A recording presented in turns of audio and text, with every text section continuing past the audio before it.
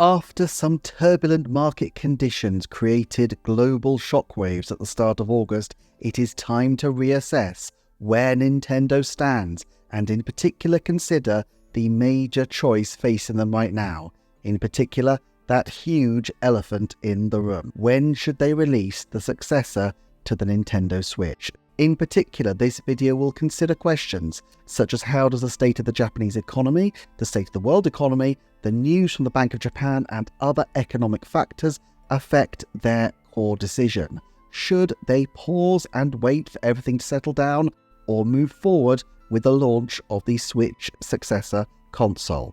Let's get into it. Firstly then, let's review the scale of what Nintendo are aiming to do here. They will need to manufacture their console, which will take probably about 5 to 6 months, perhaps more if they want to build up a strong buffer against scalpers, which Nintendo President Shuntaro Furukawa indicated that he wanted to do in the May 2024 Investors Briefing Q&A. That means a huge outlay in costs, much of which will be denominated in foreign currencies, chiefly in spending taking place in Vietnam, where the machines are manufactured, but these consoles also rely on precious metals from across the globe, and there are chips and specialist pieces of technology for which they may be reliant on Taiwan, Korea, or other locations. For illustrative purposes, let's assume a production cost of about $340, a number I'm just using for roundish figures, though early quotes, which may or may not be accurate, gave $257 as the cost to manufacture the original Nintendo Switch back in 2017. But assuming each console costs about $340 to put out, you're looking at roughly spending $1 billion for every 3 million units. Once the consoles are sold, Nintendo are going to be paid in all the different regional currencies, but about 80% of those sales will be in international currencies. That's why if the other currencies are stronger and the yen is weaker, it benefits Nintendo, and why it's in their annual reports for years and years under risks to their business. At their number one risk is exposure to exchange rate change. It has been my contention for a while that a very influential but under-discussed driver of Nintendo's decisions will be ensuring that they manage risk relating to currencies. It's fine if you manufacture with a strong yen and sell with a strong, you might earn a little less, but your production costs are lower as well. It's also fine if you manufacture with a weak yen and sell with a weak yen. Your production costs are higher, but you earn more as well. If they thought they could manufacture with a strong yen and sell with a weak yen, I'm sure they'd be desperate to boot the thing out the door as soon as possible, because they'd be manufacturing when it's cheaper and selling when they make more from it. But the big risk is that in the 6-month interval while they're manufacturing, the yen strengthens and so it becomes more expensive to manufacture, but they're going to make less money from the sales. And that's fine if you're in the middle of production. They will be manufacturing their next console throughout all stages of the market if it lasts a full 6, 7, 8 year lifespan. The time when it is extraordinarily difficult is that roughly 6-month window when they're spending on manufacture but no orders have come through for stock, and so none of those costs have been recouped. So what is the situation with the yen? We have known for some time that the Japanese government was looking to strengthen the value of the yen against other currencies. Basically, a weak currency means you can export goods and they're cheaper compared to the competition, or you make more from each purchase. That's great for a company like Nintendo, which exports a lot, but a strong currency is good for importing, as Japan does a lot, including with staples such as food and oil. So for a long time, the Japanese economy has really favoured exporters, including tech companies, but the Bank of Japan has been promising to try to correct this for some time. The major tool they have at their disposal is interest rates. The higher the interest rate, the stronger the currency is likely to be. That's because a higher interest rate is better for investors, and so if more people invest, it's likely to strengthen the currency. Now, Japan has an independent central bank, which is, in theory at least, separate from control of any individual government. The Bank of Japan's governor, Kazuo Ueda, has been making some statements on the nature of his plans for the Japanese interest rates for some time. Basically, the arguments over currency are classified as between hawks and doves. The hawks wanting, among other things, higher interest rates and a stronger currency, and the doves tending to want to keep interest rates low, which makes life easier for exporters. Now, I'm sure, all things being equal, Nintendo would be on the dovish end of the spectrum because, like any net exporter, they gain more from lower interest rates and a weaker yen, but you can't really go much lower than interest rates of 0.1%, which is where the Japanese interest rates have been for years. Everybody has known for a long time that interest rate rises were inevitable. The question was simply when they would happen, and the answer came at the end of July with the rates increased to 0.25%. I'm not sure the Bank of Japan was expecting the reaction to be quite what it was. However, this change on its own was not responsible for what happened at the beginning of August. Now, there's a risk we conflate two different economic sets of issues here. Last week, there was an abrupt sell-off of stocks and what has been described as a stock market crash. Especially tech stocks were hit. With anything like this, there is the risk that it sparks a massive dip and possibly even a new recession, but there's also a strong chance that it is, as I said in my video earlier this week, all a storm in a teacup, which it appears to have been. The tea in Japan seems now to be a lot clearer, with stocks having, broadly speaking, rebounded to where they were before. So what actually happened, and was it related to the currency move? Well, yes and no.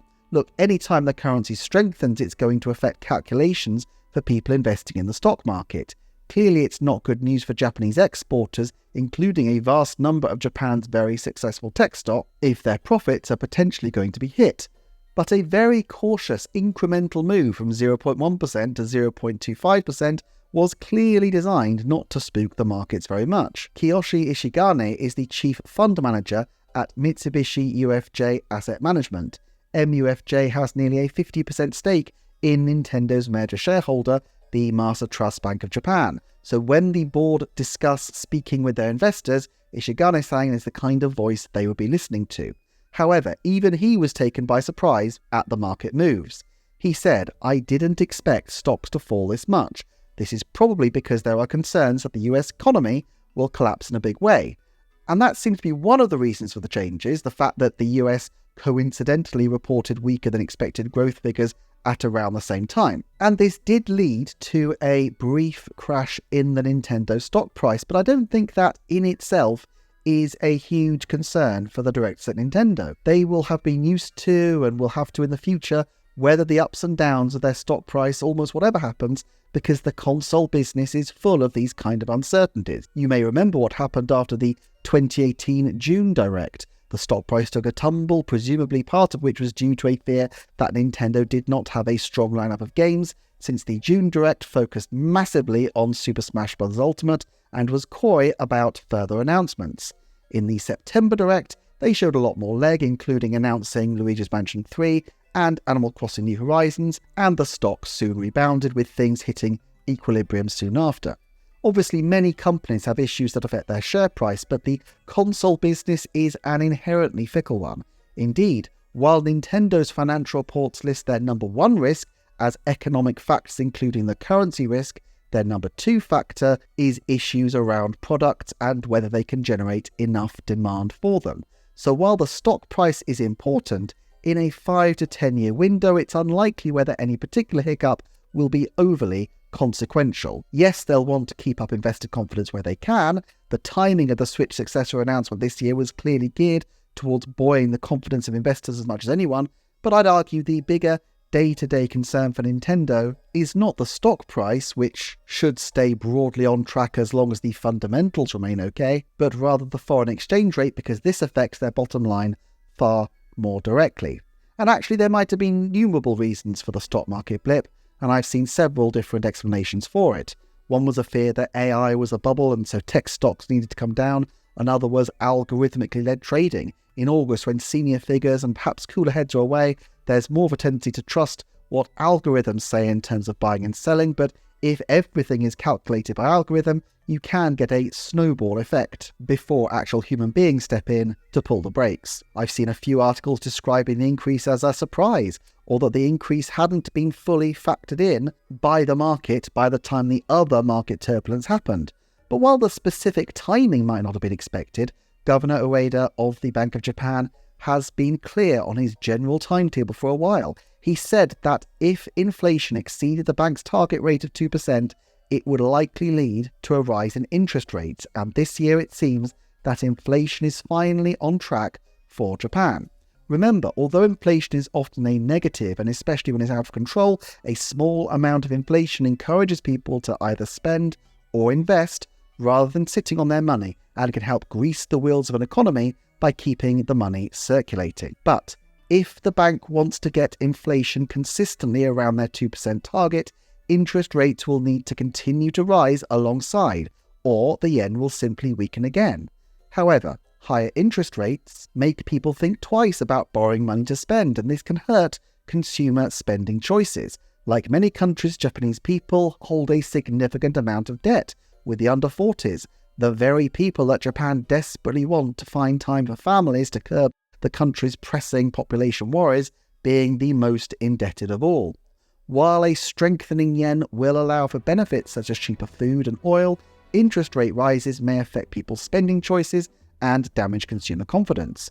While the Bank of Japan is independent of government and can set its own rates, there's no doubt that there will be a political pressure exerted not to spook retailers too much. And then there is the matter of the Japanese government's own debt. Japan has the second highest national debt in the world, which at 2023 stood at an eye-watering 255% of its gross domestic product, double the average of G7 nations. However, the debt isn't necessarily as burdensome for Japan as many other countries, because most of this is internal debt held by Japanese businesses and savers, and so the percentage of external debt, while still high, is lower than the United States, the European Union, and the United Kingdom. Still, the thing about debt is that it does need to be repaid eventually, and as a result, the Bank of Japan's decision on interest rates will affect the repayment on parts of their debt, and therefore could have an outsized impact on the government's balance sheet, just as the governments are trying to bring down their deficits. For all these reasons, there is no motivation for the Bank of Japan to go absolutely crazy with cranking up interest rates too soon. Japanese Finance Minister Shunichi Suzuki was quoted on Monday as saying that it was desirable for foreign exchange rates to move in a stable manner and reflect economic fundamentals, which either sounds like a very reasonable and bland statement, or, given Japanese traditions of politeness and a proclivity for speaking less directly, could be interpreted as an expression of displeasure in the Bank of Japan's handling of recent events. Suzuki-san had similar statements before, such as in May, when he told a press conference, "It's important to maintain close policy coordination so as not to hinder the implementation of other policies and reduce the overall effectiveness of policy making." Basically, he's saying to the Bank of Japan, heel boy. And it's not a surprise that the politicians of Japan don't want the Bank of Japan to run too far and too fast. Given that by the Japanese constitution, elections need to take place by October 2025, and half the Japanese upper house is also up for re-election in July 2025, it is understandable politically that they would want the next year to be a particularly calm and steady-as-she-goes one. What's for sure is that the most desirable outcome for Japan right now would be a very gradual strengthening of the yen. But it's an imperfect world, and unpredictable events occur, as the last few years have made us all too aware. So, what is in Nintendo's interest? Basically, what they need right now is a period of stability, about 6 months hopefully, where the interest rates remain steady and therefore the currency will be fairly stable as well, so that they can manufacture and release their next console. Is that time now? Governor of the Bank of Japan Ueda was clear that interest rates would be likely to continue increasing, but had to row back a little bit after the panic earlier this week. The Deputy Governor of the Bank of Japan was the dove to Ueda's hawk this week. Deputy Governor Shinichi Uchida said, "As we're seeing sharp volatility in domestic and overseas financial markets, it's necessary to maintain current levels of monetary easing for the time being. Personally, I see more factors popping up that require us being cautious about raising interest rates. But that dovish tendency can't last forever. It probably rules out an increase in the interest rate in October, but later in the year is a different matter." Toru Suruhiro, an economist at Daiwa Securities, is quoted by Reuters as saying, "Uchida's comments are clearly dovish. unless market sentiments recover rapidly, the chance of the Bank of Japan hiking rates either in September or October is low.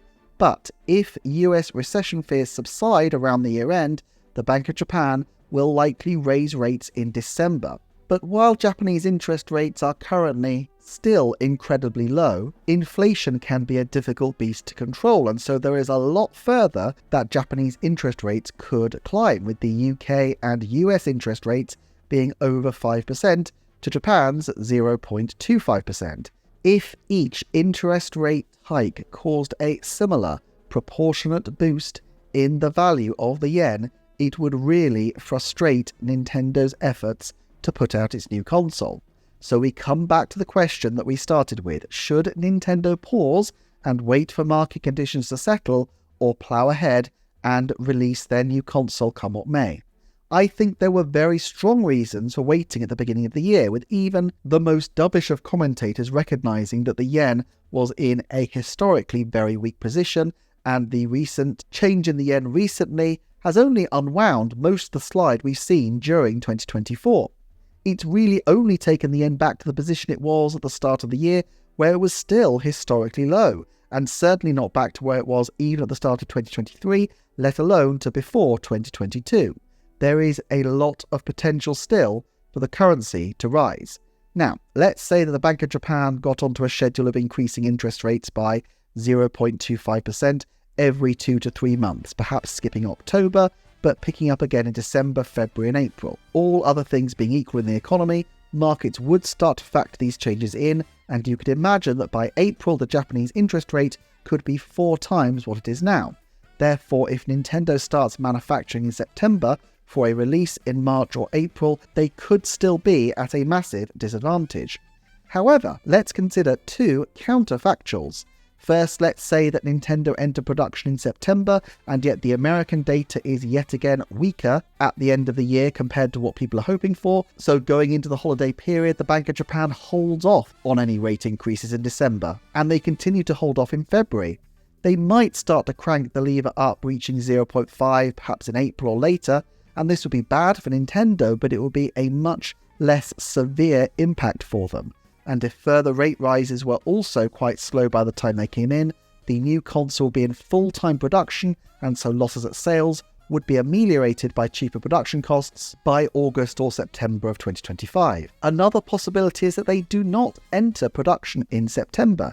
They hold their horses on the assumption that further interest rate rises in the next year are baked in. And here's where it gets really complicated for them, because while they wouldn't be losing money in terms of currency transactions, they would inevitably be making less money as well, because the Switch, love it though I do, is declining in sales, having reached a more or less saturation point, and there just aren't the depth of top-selling games on the slab to deliver Nintendo massive numbers. Their forecast of 13.5 million Switch units sold this financial year is already aggressive, and while Metroid Prime 4 Beyond is a game I am absolutely psyched to get to play, nobody has ever banked on Metroid to deliver absolutely mega sales. The only games in the offing which really could deliver big time for Nintendo are Pokemon Legends ZA, which reportedly may not be out until mid to late next year, and Super Mario Party Jamboree, given that both the previous Switch Mario Party games cleared 10 million in terms of sales. And while Jamboree is unlikely to match that number out of the gate, given it's so late in the console's life, I think there's a 90% chance that by the time the financial year end data is announced in May 2025, Jamboree will be the strongest selling original title released this financial year, unless another title is announced in the meantime. Basically, Nintendo can't dither indefinitely, because then things really will start to go backwards for them.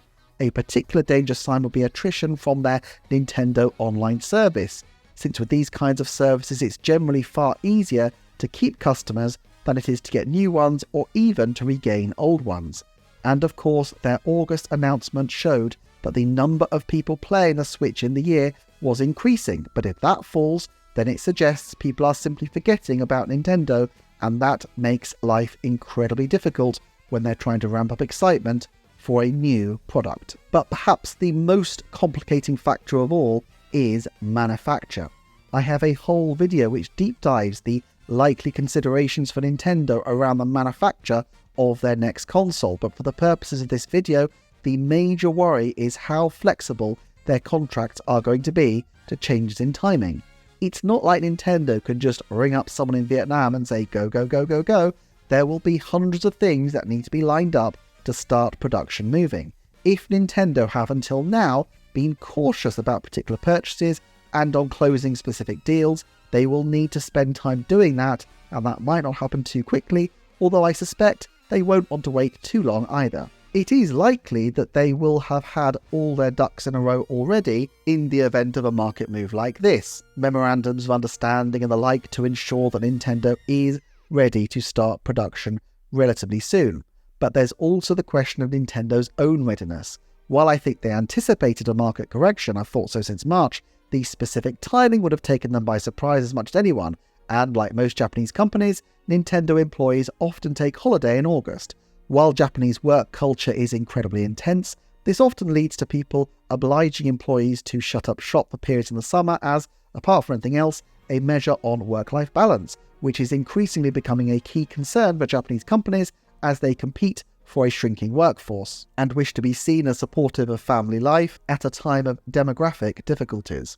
Because of this, I think there's only a 10% chance that we will see a move into production for the Switch 2 prior to the end of August.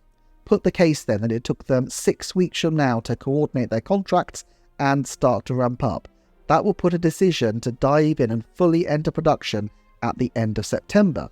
Assuming that they need to start production around 5 to 6 months before the release date, that would make a late February to March release window possible, although still quite tight. The problem with something like this is that you need every cog in the wheel to be turning correctly and in the same way. Also, they will be competing with factory space and for materials with other companies looking to bring products to the market. Although, to be fair, the hit to the tech sector may actually be to Nintendo's advantage if they make an aggressive move to utilize production capacity while other companies are paralyzed. Nintendo is not known for moving quickly, but this is one of those things where once you're in, you're in. They will need to move key people over to supervise production in Vietnam, possibly into Taiwan, depending on how reliant they are still on the Taiwan Semiconductor Manufacturing Company, and possibly move people around the world to other places, depending on availability of rare earth metals or specific components.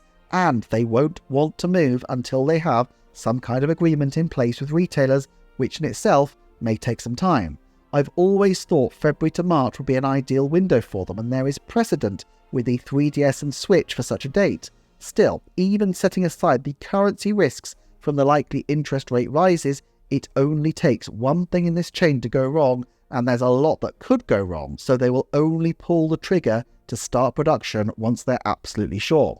For the console to release in March, basically everything would have to go right for them. If they take a little bit more time getting the contracts right, negotiating hard, all the things Nintendo do, April to June might be a more propitious period to target. Once the console does go into production though, they won't be able to keep a lid on leaks, so they will need to make an announcement. The Switch was announced with 5 months to go, but if they're looking to produce a larger volume now, given that they're coming off the back of a much more successful predecessor, and looking to spike the wheels of scalpers, it could be more like 6 or 7 months ahead of the release date this time. So if interest rates do increase and the yen strengthens, what is the potential hit for Nintendo? The recent strengthening of the yen has made Nintendo's position in terms of the potential loss from currency-related issues a lot healthier, but it could end up being a small move in the scheme of things when we look back a year or two from now. I'm going to use roundish numbers here for ease, so don't take these figures as indicative of any kind of forecast on production costs or the likely sale price, but let's say that the console costs $340 to build and they can sell for $400. That way they would have a margin of $60, or at least they would do before retailer costs, etc. But if there's a 10% strengthening in the value of the yen to take it back to early 2022 levels, then from Japan's point of view, that $400 sale price is now worth $360. And this is before you count, of course, the costs of the retailer cut, shipping and so on. Very quickly they could move from having a decent margin on their consoles to making a loss on each one they ship. Nintendo has a reputation for not losing money on consoles, but it's not actually the case that they've always managed this, the Wii U being the most recent example where they lost money on the console, and other manufacturers frequently take hits on their console price but use it as a loss leader to sell more hardware. If their margins on consoles are wiped out for a 6-month period, that might still be worth it if it gets the Switch successor off to a roaring start. Let's say they had a potential $50 margin and manufactured 5 million consoles before they were able to sell them. They'd be eating a cost of $250 million, or between 30 and 40 billion yen. That might take about a quarter of its profits from 1 quarter of the year out. Even for a company as vast as Nintendo, that's uncomfortable, but it's not an insurmountable problem. Of course, it would be a bit more than this, as the margins would be hit across the board. Games, accessories, the whole shebang. But in the 10-year window, it would still be, relatively speaking, a blip. And actually, it's still advantageous for Nintendo overall to sell while the yen is still relatively weak, so the longer they wait, the more that advantage ebbs away. On the other hand, it may be that Nintendo factors this risk into its price and sells the console and its games at a higher price. But of course, this has risks too. The 3DS famously hobbled itself out of the gate with too higher price point for the value proposition of the console concept and the launch games. It needed an adjustment in price, but this probably was a significant contributing factor to 2011 being one of the weakest years for profits in Nintendo's recent history.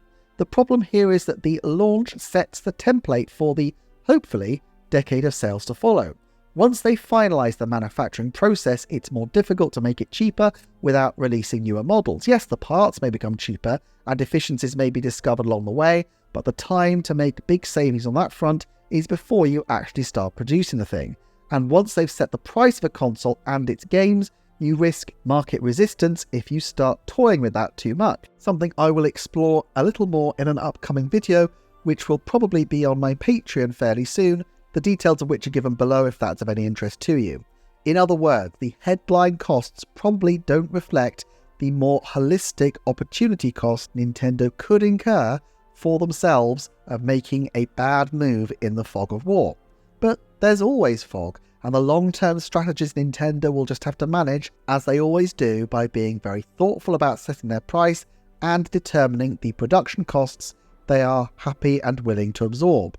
The big thing affecting a pause or go decision, therefore, is whether we are in enough of a lull to allow for the console to be manufactured and sold. And obviously here I'm setting aside other unknowable factors like whether games are ready, whether components are lined up, and so on. And just from an economic point of view, it seems that in terms of the imminent fate of the yen, it is likely we are in a pause, albeit a brief one. It seems unlikely that there will be rate increases before December, and even then these may not happen. Indeed, if the yen gradually weakens over the next few months, it might be good for Nintendo to commit its money sooner rather than later. If there are a few rate increases before the first batch of new consoles are sold by next summer, they will be incremental rate increases, leading to incremental strengthenings of the yen, especially after the recent shock. And although the Bank of Japan is independent, there will likely be political pressure exerted not to ruffle feathers in an election year as we get into mid-2025. How much or how little they acknowledge that remains to be seen. Given that the Bank of Japan governors are appointed on 8-year non-renewable terms, and Governor Ueda was only appointed in 2023, probably they won't pay too much attention to that, but Japanese culture relies much more on conformity and consensus, so if the dominant discourse is in favour of stability, Ueda-san may not wish to attract criticism by being too radical in his policy choices. It is impossible to say for sure, but I would say there is only a 30% chance we see Japanese interest rates hit 1% by next June, and there is a significant risk that Nintendo could wait and release in, let's say, September 2025, and find that post-election in Japan there's a lot more appetite for a more hawkish interest rates policy, which means they would still face the same problems of producing against a backdrop of ever increasing yen strength. In Nintendo's shoes, therefore, I think there's probably more of a reason to go than to wait. I think if they do go, they should do so sooner, taking advantage of this period of calm that has been brought about, ironically, by the panic moves at the beginning of August. As I say, I think an August entry to production, while optimal in some respects, probably does not reflect the reality of all the things needed to get into production. But if the company can organise themselves by September or October and are able to get ready for that March, April, May release window, they will likely have a period of relative stability to play with. Therefore, I think there is a 50% chance that the console will enter production and therefore be announced by the end of 2024, meaning a release in the first 5 months of 2025. They could probably push back the announcement to the new year, but this means they'd be unlikely to be able to release it before, at the very earliest, June if not July, if they don't want all the details of the console to leak, which I'm sure they will want to avoid at all costs. If they decide to go for greater caution though, how long could they push it? They would need to leave a trail of breadcrumbs for fans and investors to ensure that people feel that something exciting is just around the corner, with them teasing out tiny revelations to keep people from despair. The first such example of starting the slow tease was Shuntaro Furukawa's announcement of an announcement about the Switch successor. I think they can hold off on any further announcements this year, given that they've only pledged to say something before next March, but it seems inconceivable to me that they could get to the February investors briefing without Tetris level 90 levels of mania. So I would say there's a 90% chance of an announcement before the end of February 2025. At this point, they could give the details but not the specifics of the release date, but I think investors really would take umbrage at it not hitting by the 2025 holiday window.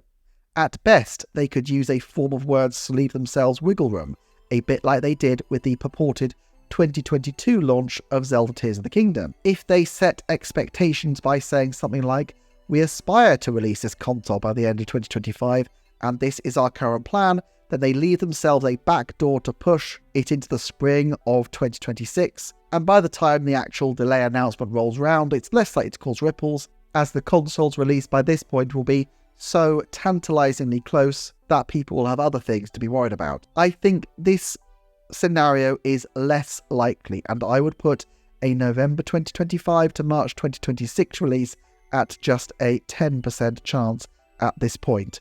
Things might be more certain by then, but then again, they may still be very uncertain. However, Nintendo will doubtless have contingencies in place. One option that has served them in the past is to replace a console early in its lifespan. This is far from ideal, as you really want to get the benefits of a console ramping up manufacturing to huge scales and tightening every aspect of the process up so you make the most profit. But if they do call it wrong and want to make some adjustments in response to the changing currency landscape, a small tweak to the console early in its life, enough to warrant a new model release, but more pertinently to lead to an increase in price, could serve them well. For example, there are rumours that the new system does not have an OLED screen, and yet potentially they wouldn't need to wait for a mid-gen refresh to bring out an OLED Switch 2. It would be a bit like the 3DS XL release just a year after the original model. Similarly, the trend is increasingly towards digital-only consoles, and while these are often released together at launch, Nintendo might like to have the option of a digital-only alternative with more attractive margins for them up their sleeve for a rainy day. That said, I do think both these scenarios are unlikely, as they will not want to look as though there is any sign of panic or any deviation from their plan, and while the 3DS launched at a relatively high price, it was still the more affordable handheld companion to their main console, whereas Switch 2 will be a main console in itself, will be more highly priced, and there is a much greater risk of trying to offer too many models too early in its lifetime. That's why I would never bet too strongly against Nintendo taking the time it needs to get the decision right first time. Of course, many of the considerations here will revolve around how the Switch manufacturing process fares, and so I would really recommend this video on screen, in which I've tried to tease out just how the manufacturing of the next console will play out. Big thanks for watching to the end, and especially to anyone who liked, subscribed, shared, commented, or checked out the Patreon. I will see you again soon then for another Nintendo Forecast.